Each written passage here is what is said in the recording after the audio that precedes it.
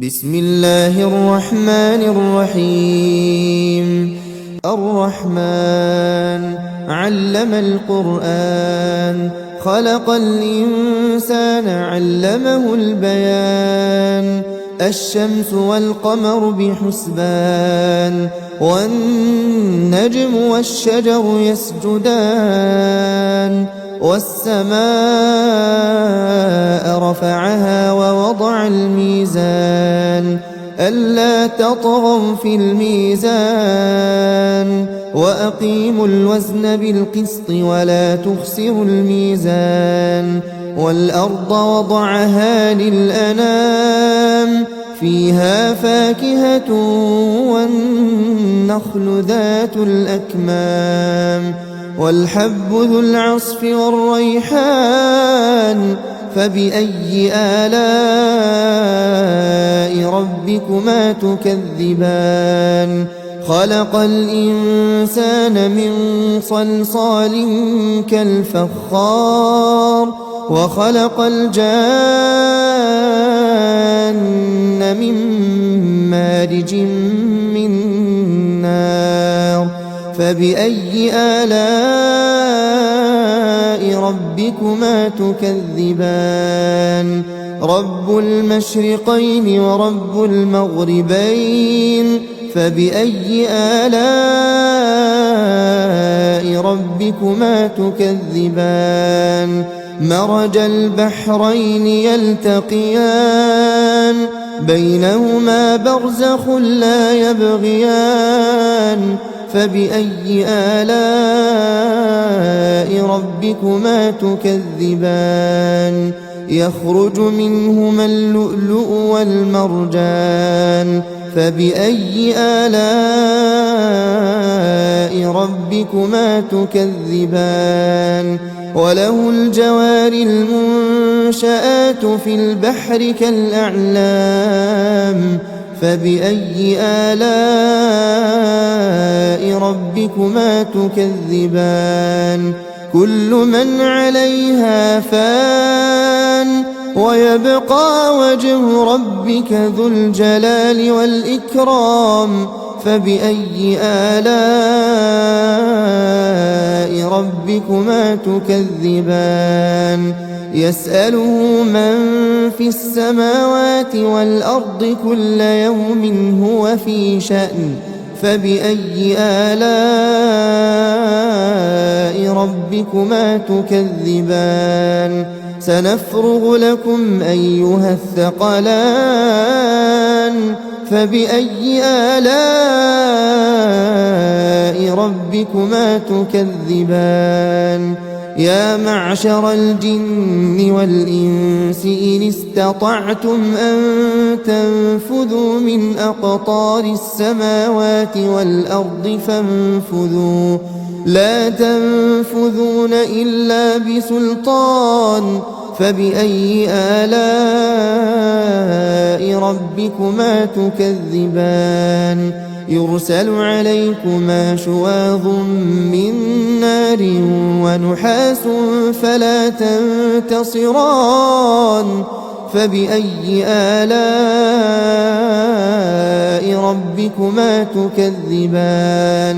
فإذا انشقت السماء فكانت وردة كالدهان. فبأي آلاء ربكما تكذبان. فيومئذ لا يسأل عن ذنبه إنس ولا جان. فبأي آلاء ربكما تكذبان. يعرف المجرمون بسيماهم فيؤخذ بالنواصي والأقدام. فبأي آلاء ربكما تكذبان. هذه جهنم التي يكذب بها المجرمون، يطوفون بينها وبين حميم آن. فبأي آلاء ربكما تكذبان ولمن خاف مقام ربه جنتان فبأي آلاء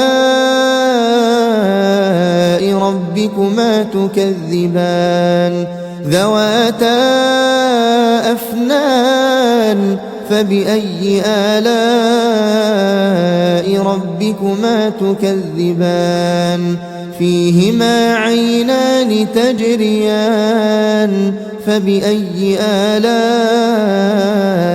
ربكما تكذبان فيهما من كل فاكهة زوجان فبأي آلاء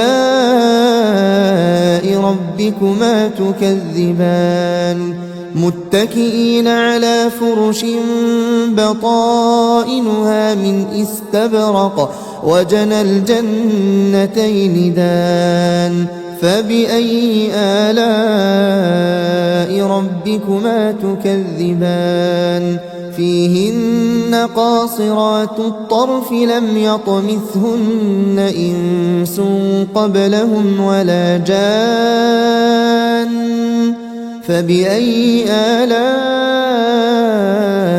ربكما تكذبان كأنهن الياقوت والمرجان فبأي آلاء ربكما تكذبان هل جزاء الإحسان إلا الإحسان فبأي آلاء ربكما تكذبان ومن دونهما جنتان فبأي آلاء ربكما تكذبان مدهامتان فبأي آلاء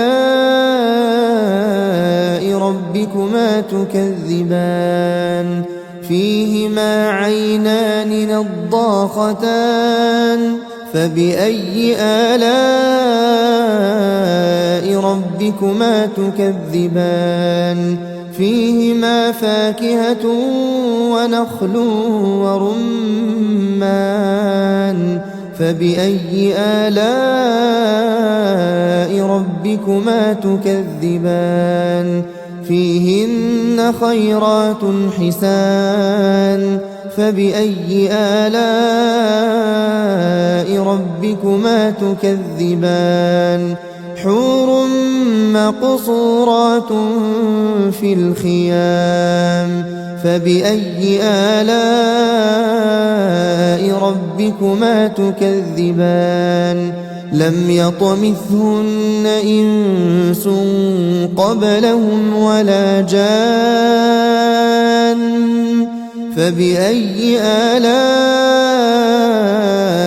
ربكما تكذبان متكئين على رفرف خضر وعبقري حسان فبأي آلاء ربكما تكذبان تبارك اسم ربك ذي الجلال والإكرام